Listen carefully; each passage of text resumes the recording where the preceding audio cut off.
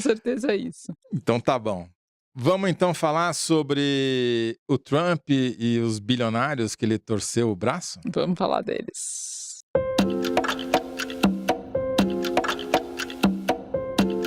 Toledo, quem são esses magnatas? Porque eu sei que a gente não tá falando só do Mark Zuckerberg, definitivamente, embora ele mereça um bloco inteiro também. Aquele vídeo dele merece. Então, Thaís, na verdade, o que aconteceu foi que praticamente, se não a totalidade, mas a maioria da classe dos bilionários digitais americanos mudou de lado, né?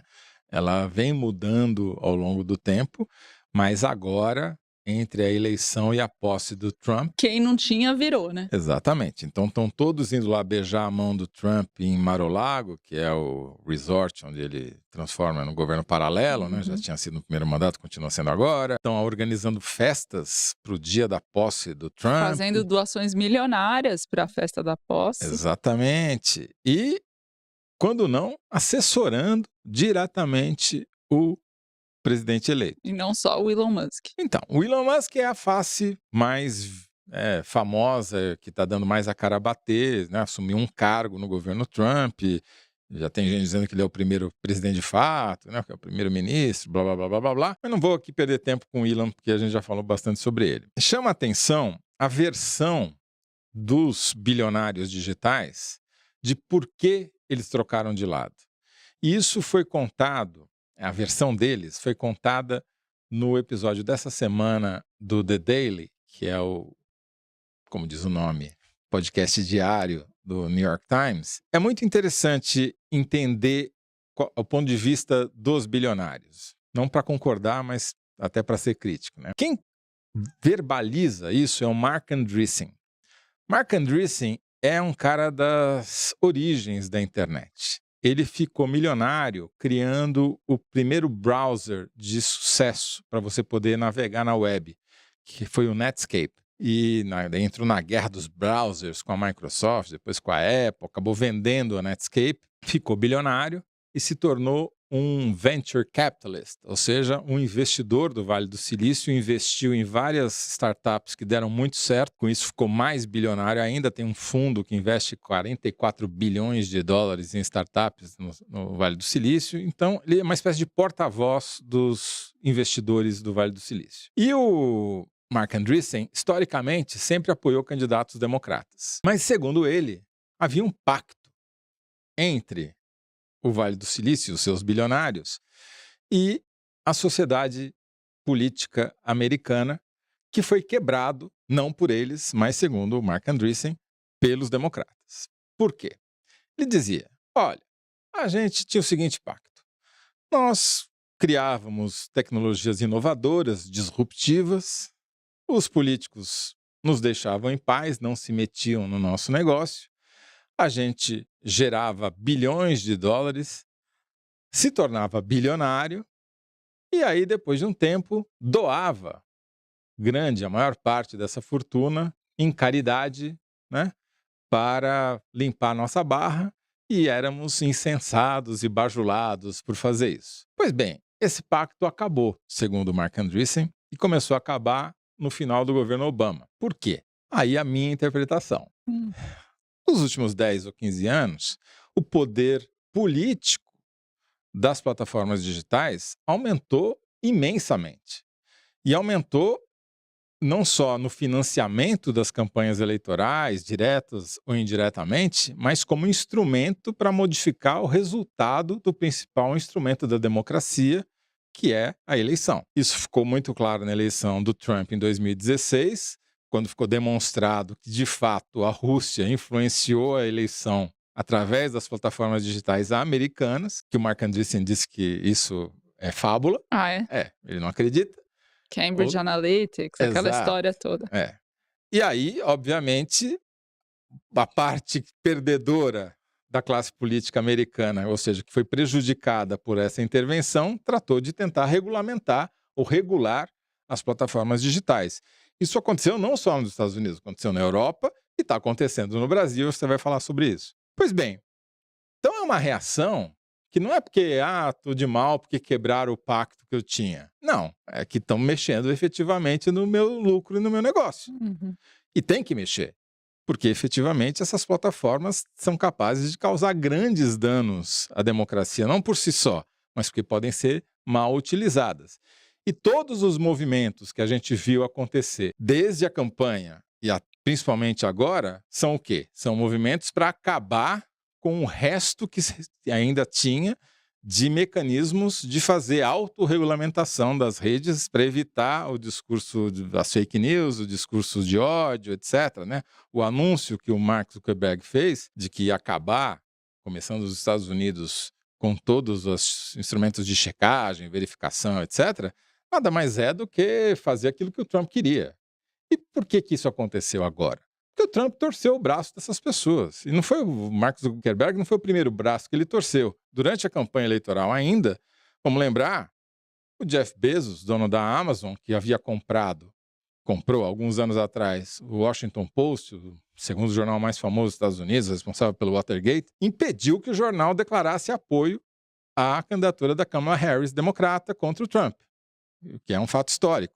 O jornal perdeu mais de 100 mil assinantes por causa dessa medida do Jeff Bezos. E várias outras plataformas começaram a mudar suas políticas internas, né? O próprio Elon Musk acabou com qualquer sistema de pesos e contrapesos e checagem que havia no ex-Twitter quando ele comprou o ex-Twitter. Então, na verdade, o que a gente está vendo é o que eles querem é faroeste, né? Vale a lei da selva, mais forte vence. Não tem controle nenhum, não queremos que o governo se meta, mas por que isso mudou drasticamente com a perspectiva de vitória do Trump? Porque o Trump teve que ter avisado para os caras, falou, vocês entram em linha e me apoiam direta ou indiretamente, ou quando eu assumir vocês vão ver. Não, ele publicamente disse, provavelmente sim, isso é uma resposta esse anúncio do Mark Zuckerberg é uma resposta ao que eu fiz e prometi fazer. Ele sabia que braço ele estava torcendo. Né? Perfeitamente. E no Brasil? Bom, eu pedi ajuda para o Chico Brito Cruz, que é advogado e diretor executivo do Internet Lab, para explicar o que muda para quem está no Brasil. Por exemplo, a questão da agência de checagem. A Meta já informou que não se aplica ao Brasil. No Brasil, vai mudar, como vai no mundo inteiro, o sistema de moderação no Instagram. Ou seja, ele vai afrouxar as regras na política de discurso de ódio. O que é muito sensível, porque disse ele, por exemplo, que se algum usuário chamar uma pessoa trans de uma pessoa doente, isso vai ficar online, não vai ter que ser removido mais. Da mesma forma, chamar todas as mulheres de malucas também pode ficar lá, não está mais abaixo da linha da cintura nos critérios da Meta. Chamar todo bilionário digital de ditador digital vai ficar também, não? Você pode fazer esse teste. Vamos testar depois. Testa lá e você conta aqui na semana que vem. Então, mesmo com alguma denúncia contra esse tipo de conteúdo, a plataforma vai mantê-lo no ar. O segundo é a questão da detecção automatizada. A Meta, as empresas publicam relatórios trimestrais sobre moderação de conteúdo e informam quantos conteúdos foram removidos e como. Em relação a conteúdos removidos por discurso de ódio, em particular, 95% do que é removido vem de detecção ativa de conteúdo, ou seja, o robozinho da Meta, que é treinado com o algoritmo para identificar algum conteúdo sensível de discurso de ódio, 95% do que sai do ar sai porque o robô apontou antes que uma pessoa de verdade denuncie aquele conteúdo. O Mark Zuckerberg anunciou que não vai mais usar esse sistema automatizado para os casos que a Meta julga menos graves e vai usar somente nos que considera mais graves, só que também de maneira afrouxada, porque segundo ele tem muito falso positivo. O robô é criterioso demais. O robô é muito liberal, né? Tá muito democrata. Se o robô via 80% de chance daquele conteúdo ser discurso de ódio ou violento, já tirava do ar. Quer dizer, tinha 20% de chance de não ser aquilo que o robô achava que era. Que é o que o Mark Zuckerberg falou que é falso positivo, então eles vão fazer com que só saia do ar conteúdo com 98% de chance, na opinião do robô, de estar infringindo as regras de moderação. E ele não falou quantos milhões de posts isso vai deixar no ar? No mundo inteiro. Exato. Aí, para completar esse sistema, novo sistema que ele anunciou, a Meta vai mudar os mecanismos de recomendação. Antes, eles estavam calibrados para recomendar menos perfis políticos. né? Que é o que eles chamam de conteúdo cívico, na linguagem do Mark Zuckerberg, que eu acho que mereceria, assim, eu adoraria ver alguém fazer toda um tratado sobre esse vídeo do Mark Zuckerberg, da linguagem, dos termos, da roupa, do colar, da pose, tudo, eu queria. Mas aí o robô talvez não aprovasse. Mas sei lá, manda pelo True Social, da rede social do Trump, que eu quero muito ver. Agora, não mais. Então, Instagram e Facebook vão sim recomendar mais conteúdo político. E o Chico Brito Cruz pergunta, mas você acha que discurso de ódio tá em foto de pet, em gatinho, em conteúdos inofensivos ou em perfis políticos? Então, ele vai recomendar mais. Ou seja, vai recomendar mais posts sobre política feita por políticos com menos vigilância e sendo mais leniente com relação ao conteúdo. Vai dar super certo. Bom, a resposta no Brasil foi, inicialmente, a AGU, a Advocacia Geral da União, pedindo mais informação para a Meta, né, indo para o confronto direto, conseguiu alguns esclarecimentos. O Ministério Público Federal também pediu mais informações, o que é importante, porque foi um anúncio, você está rindo, quero saber por quê. É porque você falou e eu me lembrei, porque além de tudo, a Meta respondeu, mas respondeu pedindo sigilo na resposta. Quer dizer, todo o discurso do Mark Zuckerberg precisamos liberdade de transparência total, né? Não podemos omitir nada, não podemos censurar nada, só que quando eles respondem, falam, não, mas não conta para ninguém. Pô. Não, e essa resposta é de interesse público totalmente. Aliás, não dá para ele publicar um vídeo sem esclarecer o que vale para os Estados Unidos, o que não vale, uma confusão tremenda. Então tem uma primeira etapa que é isso, entender, afinal, do que se trata. Depois tem um aspecto que é a negociação com o Congresso Nacional. O governo Lula já tentou mais de uma vez passar projetos para regulamentar a rede social, não conseguiu. Tem eleição na Câmara e no Senado, falaremos disso no próximo bloco. Tem aquela ideia de fazer um controle econômico via CAD, né? Que seria uma iniciativa do Executivo, né? E tem também o julgamento no Supremo Tribunal Federal do artigo 19 do Marco Civil da Internet. Que tá suspenso, teve um pedido de vista do André Mendonça. Que surpresa, justo do André Mendonça, poxa vida. Depois de o Toffoli e o Fux darem um voto duro para derrubar o artigo 19. O artigo 19 é aquele que define que as plataformas só são responsabilizadas e pagam pelo dano causado por usuários quando elas não removem um conteúdo depois de ordem judicial. Ou seja, que elas não têm responsabilidade nenhuma sobre aquilo que elas publicam. A menos que elas desacatem a justiça. Essa é a previsão do artigo 19, ele está sendo questionado, o Toffoli e o Fux acham que tem que cair. Barroso, mais ou menos. O Barroso tem um voto um pouco mais nuançado, tem que cair, mas... Veja bem, ele segue uma linha mais afinada com a União Europeia, tem que ter proteção maior em casos de crime contra a honra, tem um voto mais nuançado. Aí o André Mendonça pediu vista. E ficou para ficar lendas. A expectativa é que o André Mendonça e o Cássio Nunes Marques tenham um voto mais leniente com as plataformas de modo geral. Então você tem o Toffoli e o Fux que já deram esse voto. O Alexandre de Moraes é muito duro com as redes sociais, a Carmen Lúcia eventualmente vai junto com eles, daria uns 4 votos. O Barroso tende a ter um alinhamento maior com o Fachin e o Gilmar Mendes nessa seara.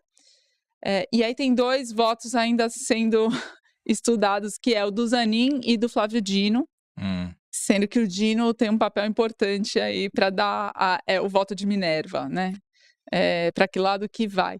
Mas o julgamento do Supremo é muito importante para a condição, para o regramento que as redes sociais estarão sujeitas no Brasil, porque se prevalecer esse voto mais duro, até a Meta do Zuckerberg vai precisar de um sistema de moderação para prevenir crimes que, a julgar pelo anúncio dele dessa semana, passariam incólumes. Maravilha. Thaís Bilenque, para fechar, eu vou recomendar um artigo que saiu publicado no Journal of Democracy, traduzido em português, é uma iniciativa da Fundação FHC e do Centro Edelstein. E o primeiro artigo dessa edição chama-se Quem decide o que é democrático? Tem tudo a ver com essa discussão. Tudo a ver. Né? E o autor é nada mais, ninguém menos do que Adam Przeworski, com perdão do meu péssimo polonês, que é um dos maiores cientistas políticos vivos. E ele termina o artigo com uma frase que eu acho que resume todo o problema. O principal culpado pela insatisfação generalizada com as instituições representativas, ou seja, partidos, as eleições, Congresso, etc., é a desigualdade política gerada pela influência do dinheiro sobre a política. Ou seja, a gente está falando aqui da influência que atores quaisquer podem ter via redes sociais nas eleições, porque acabou o controle sobre, né, o gasto eleitoral. As pessoas podem gastar dezenas de milhões de reais favorecendo uma campanha ou atacando outra campanha via redes sociais e você nunca vai ficar sabendo, né? Isso é só um lado. E o outro é do assunto que a gente vai tratar no próximo bloco, né? Que é a influência das emendas parlamentares sobre a política e sobre as eleições. É a força da grana, né? É a Como se força da diz. grana que ergue e destrói coisas belas.